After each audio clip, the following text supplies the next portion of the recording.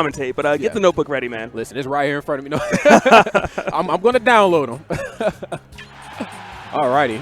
Let's go ahead and get right into this first match here. Now, like we said, man, Salem coming off of some momentum from last night, winning Little Big House. Hopefully he can apply it here to this match. Yeah, I can't remember. It was another event that I believe he won on the East Coast. I don't remember exactly what it was, but he's just been looking crisp, looking beautiful all around. Yep. And ironically enough, starting off with Olimar, I am very familiar with this matchup if you don't know who I use. Now, one of the scary things in this matchup is that your Pikmin latches can actually be witch timed. Yes. So you have to be wary of it and actually whistle them back if you think Bayonetta is going to go for witch time. Yeah, I'm actually really happy that you know that, because I know, like, on paper, a lot of people don't want to fight Bayonetta up close and personal. In order to defeat the witch, you kind of, oh my goodness. It just happened and right just there. like what she said, yeah. But if he can DI this correctly, he can indeed live. And he does not get out of it. Salem making it look easy right there. And Salem with that wonderful Bayonetta gameplay, letting them know that these hills are made for walking, and that's what they'll do. And he tries to go for a repeat again, very close to labbing him in percentage already. Oh, and unfortunately with the punish, unfortunately the yellow Pikmin was just not there in time for the forward smash. Very unfortunate, but, you know, there's still a little bit of hope. It's not looking pretty at the moment. Classic side B to up tilt. And Salem aware that he wasn't able to continue the combo and just kind of dropping down, you know? Yeah, after last night, I've definitely seen how he can throw, oh my goodness, his touch of death combos. Wow, and the wonderful up air right off the top of the screen there, sending that man to his untimely demise. He knows how to bait the air dodge and try to get the second hit of the witch twist, or even try to connect the second kick of the afterburner kick in the air, so.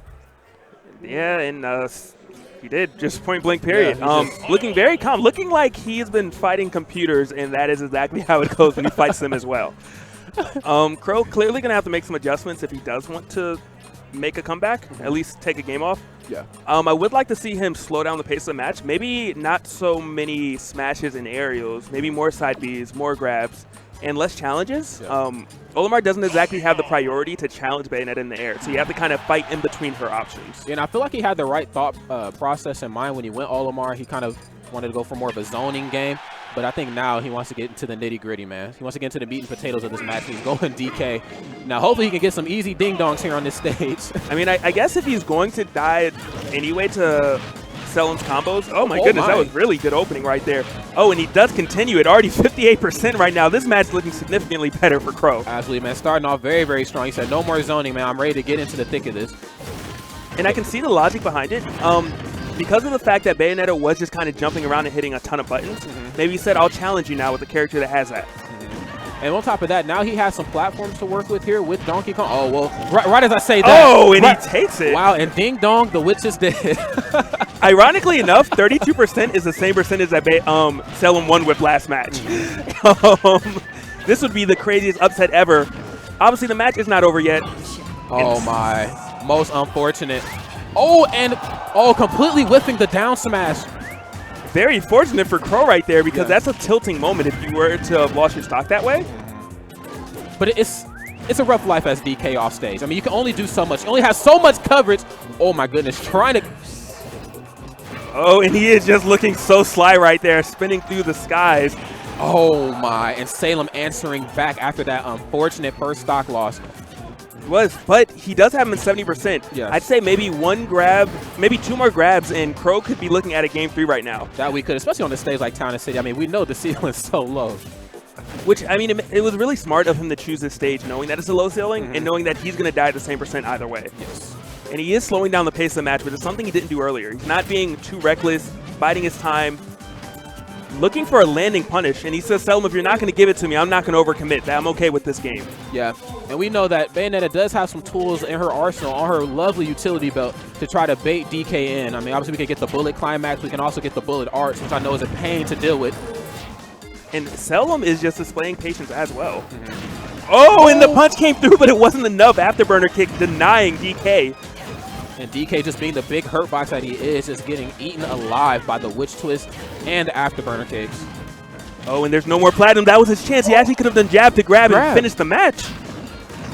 But he didn't finish his plate. And right now, Salem says, I will, has him up in the air, and he is not letting him land. If Krow can't hit the ground, that might be the end of the match. Absolutely. A wonderful pivot grab right there to get him back off stage. And another witch time, but he does find a way to snap ledge. very fortunate for him, but Salem is not done. Has taken the lead now. It took a while, but he did manage to do it. Gets the grab, jab in the back throw. Krow taking the game off of Salem, the demon. And Salem's face right now. This is fine. As the crowd just turns into fire. This is fine. I swear 30 more people just showed up. Yeah. And you can see in the background now people are taking side bets. Actually, man, I like Krow. I like Krow. I like that man too. And like we were kind of informed about earlier, he likes to grind his bad matchups, and he played that one the right way. Definitely played it the right way. He kind of did what he should have done with Olimar, but was able to challenge in the air as well. He still did the zoning and grabs. But now he was able to kill earlier with it, and he didn't have to worry about which time as much because there were no Pikmin latches. All right, we're getting ready to get into this next match here. Dreamland 64. Very wise choice by Salem, recognizing that it does have a higher ceiling here, so he should be able to live a bit longer and not have to worry about dying at least at 80%, maybe more of the 90-100 range.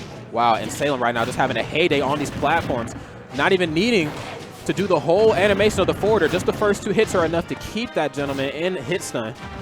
And he's not even looking like he wants to do a 0-to-death combo anymore. He says, I just want to rack on damage. I just want you to know that I am here. Yes. You had a battle. Oh, my goodness. And Krow right now firing right back, though. Several back air strings into the grab. Tries to go for another one. Salem, though, was definitely ready for it and delayed his landing with the afterburner kick. Very smart decision. Yeah, absolutely, man. I really like what Krow's doing, man. He's not going for a lot of up airs for the most part. He likes his up throw to back air, up throw to forward air. I mean, he really doesn't want to stale that out. And Salem has him off stage. Edge guard attempt is going to come through. But somehow Krow, I was going to say he made it back, but he does not. Salem relentless on that chase off stage. And I like, Krow tried to give himself some coverage with that forward air as he was coming back towards the ledge. But, oh my goodness, Salem is just always there with the perfectly timed witch times. Yeah, it was like he almost did it correctly, and then he pressed one too many buttons afterwards. He just wasn't able to come back. Yeah, unfortunately, that's Bayo's job. Bayo's the one that presses all the buttons. And right now, it's like Krow really wants to go for the edge guard attempt, but he just can't really get it. Bayonetta's such a slippery character, especially in the hands of Salem. Oh, not like this. And a statement was made. Salem said, you can take a game off, but you're not taking the set. It happens sometimes, man. He said, say hi to Harambe.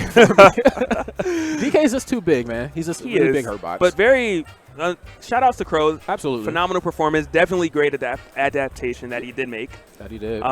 From the counter picking of the stage to the character to even the play style. Great stuff. Yeah. He played it the best that he could, but unfortunately, I just think Salem just he had the download on DK, man. And I'm sure he's familiar with the matchup. DK Will is from his region, so it's very difficult to surprise a player like Salem. Yeah.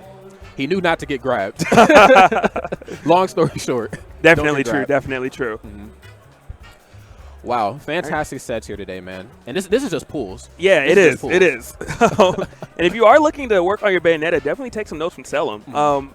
From his, okay, I'm losing right now, let me slow down the pace of the match, even though I'm an aggressive character, to his edge guards, which were phenomenal. I don't see Bayonetta's edge guard like Salem. Yeah, he took every option of coverage away from Krow. I mean, he knew Krow was going to try to give himself some coverage with some of those forward airs, and he's coming back towards the ledge, the back airs. I mean, and then on top of that, he even abused his already abusable recovery. Yeah, like he's not getting anything without up special here, man. Like, that was crazy. And then even the down air trade that he did, knowing the situation, knowing I'm going to do this down air, we're going to trade, you're going to go the wrong way, though. Yeah. Great stuff right there. No overhead coverage with his up special. Yeah. He ate those heels. He ate them up. All right, man. Should have bought your girl some better shoes, man.